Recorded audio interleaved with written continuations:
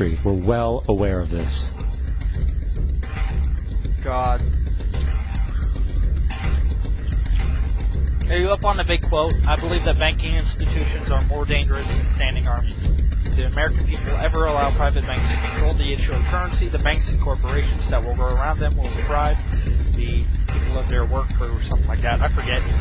If you want the people to remain slaves, the bankers, and pay for the cost of your own slavery, let them continue to create money. By the early 20th century, the U.S. had already implemented and removed a few central banking systems, which were swindled into place by ruthless banking interests. At this time, the I'm with the first one where it's like more dangerous than standing armies. The Morgans, the Warburgs, the Rothschilds. And in the early 1900s, they sought to push, once again, legislation to create another central bank. However, they knew the government and public were very weary of such an institution, so they needed to create an incident to affect public opinion. So, J.P. Morgan, publicly considered a financial luminary at the time, exploited his mass influence by publishing rumors that a prominent bank in New York was insolvent or bankrupt. Morgan knew this would cause mass hysteria, which would affect other banks as well. And it did. The public, in fear of losing their deposits, immediately began mass withdrawals. Consequently, the banks were forced to call in their loans, causing the recipients to sell their property, and thus a spiral of bankruptcies, repossessions, and turmoil emerged. Putting the pieces together a few years later, Frederick Allen of Life magazine wrote, "The Morgan interests took advantage to precipitate the panic, guiding it shrewdly as it progressed." It just basically Unaware said, of the fraud, the Panic of 1907 led to a congressional investigation headed by Senator Nelson Aldrich, who had intimate ties to the banking cartels and later became part of the Rockefeller family through marriage. The commission, led by Aldrich, recommended a central bank should be implemented so a panic like 1907 could never happen again. This was the spark the international bankers needed to initiate their plan. In 1910, a secret meeting was held at a J.P. Morgan estate on Jekyll Island off the coast of Georgia. It was there that the central banking bill called the Federal Reserve Act was written. This legislation was written by bankers, not lawmakers. This meeting was so secretive, so concealed from government and public knowledge that the 10 or so figures who attended disguised their names when en route to the island. After this bill was constructed, it was then handed over to their political frontman, Senator Nelson Aldrich, to push through Congress. And in 1913, with heavy political sponsorship by the bankers, Woodrow Wilson became president, having already agreed to sign the Federal Reserve Act in exchange for campaign support. And 2 days before Christmas, when most of Congress was at home with their families, the Federal Reserve Act was voted in, and Wilson in turn made it law. Later, Woodrow Wilson wrote, in regret,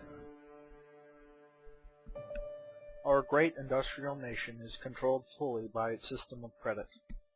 Our system of credit is privately concentrated. The growth of the nation, therefore, and all of our activities are in the hands of a few men, who necessarily, by very reason of their own limitations, chill and check and destroy genuine economic freedom. We have come to be one of the worst ruled, one of the most... I'm reading it, and dominate governments in the civilized world. No government by free opinion, no longer a government by... Congressman Lewis McFadden also expressed the truth after the passage of the bill. A world banking system was being set up here, a super state controlled by international bankers, acting together to enslave the world for their own pleasure. The Fed has usurped the government. Now, I hate that. The Federal Reserve System terrorism is dead and something else. An economic crisis is a thing of the past. Well, I love that though, it's funny. Nothing is further. Provides good footage. The fact is, the international bankers now had a streamlined machine to expand their personal ambitions. Dang, I'm sorry, but that thing's a bit of a monster itself. The supply by nearly 100%. Resulting in extensive loans to small banks and the public. Then, in 1920, the Fed called in mass percentages of the outstanding money supply, thus resulting in the supporting banks having to call in huge numbers of loans, and, just like 1907, bank runs, bankruptcy, and collapse occurred. Over 5,400 competitive banks outside of the Federal Reserve System collapsed, further consolidating the monopoly of a small group of international bankers. Privy to this crime, Congressman Lindbergh stepped up and said in 1921, "Under the Federal Reserve Act, panics are scientifically created. The The present panic is the first scientifically created one, worked out as we figure a mathematical equation. However, the panic of 1920 was just a warm-up. From 1921 to 1929, the Fed again increased the money supply, resulting once again in extensive loans to the public and banks. There was also a fairly new type of loan called a margin loan in the stock market. Very simply, the margin loan allowed an investor to put down only 10% of a stock's price, with the other 90% being loaned through the broker. In other words, a person could own $1,000 worth of stock with only $100 down. Is that the type of loan where you like pay money for butter or something? Everyone seemed to be making money in the market. However, there was a catch to this loan. It could be called in at any time and had to be paid within 24 hours. This is termed a margin call, and the typical result of a margin call is the selling of the stock purchased with the loan.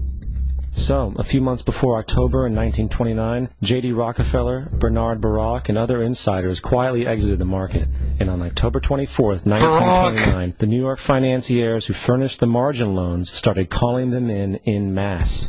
This sparked an instantaneous, massive sell-off in the market, for everyone had to cover the margin loans. It then triggered mass bank runs for the same reason, in turn collapsing over 16,000 banks, enabling the conspiring international bankers to not only buy up rival banks at a discount, but to also buy up whole corporations at pennies on the dollar. It was the greatest robbery in American history. But that didn't stop there. Rather than expand the money supply in which to recover from this economic collapse, the Fed actually contracted it, fueling one of the largest depressions in history. Once again outraged, Congressman Louis McFadden, a longtime opponent of the banking cartels, began bringing impeachment proceedings against the Federal Reserve Board, saying of the crash and depression, it was a carefully contrived occurrence. International bankers sought to bring about a condition of despair so that they might emerge the rulers of us all. Not surprisingly, and after 2 previous assassination attempts, McFadden was poisoned at a banquet before he could push for the impeachment. Now, having reduced the society to squalor, the Federal Reserve Bank what a coincidence! The gold standard should be removed. In order to do this, they needed to acquire the remaining gold in the system. So, under the pretense of helping to end the Depression, came the 1933 gold seizure. Under the threat of imprisonment for 10 years, everyone in America was required to turn in all gold bullion to the Treasury, essentially robbing the public of what little wealth they had left. And at the end of 1933, the gold standard was abolished. If you look at a dollar bill from before 1933, it says it is redeemable in gold. You look at a dollar bill today, it says it is legal tender, which means it is backed by absolutely nothing. It is worthless paper. The only thing that gives our money value is how much of it is in circulation. Therefore, the power to regulate the money supply is also the power to regulate its value, which is also the power to bring entire economies and societies to its knees. What just recently happened? See if you can tell me. It's important to clearly understand the Federal Reserve is a private corporation. They just basically caused the Great Depression. It makes its own policies and is under virtually no regulation by the U.S. government. I guess. It is a private bank that loans all the currency at interest to the government, completely consistent with the fraudulent central banking model that the country sought to escape from when it declared independence in the American Revolutionary War. Now, going back to 1913, the Federal Reserve Act was not the only unconstitutional bill pushed through Congress. They also pushed the federal income tax. It's worthwhile to point out that the American public's ignorance towards the federal income tax is a testament to how dumbed down and oblivious the American population really is. First of all, the federal income tax is completely unconstitutional, as it is a direct, unapportioned tax. All direct taxes have to be apportioned to be legal based on the Constitution. Secondly, the required number of states in order to ratify the amendment to allow the income tax was never met, and this has even been cited in modern court cases.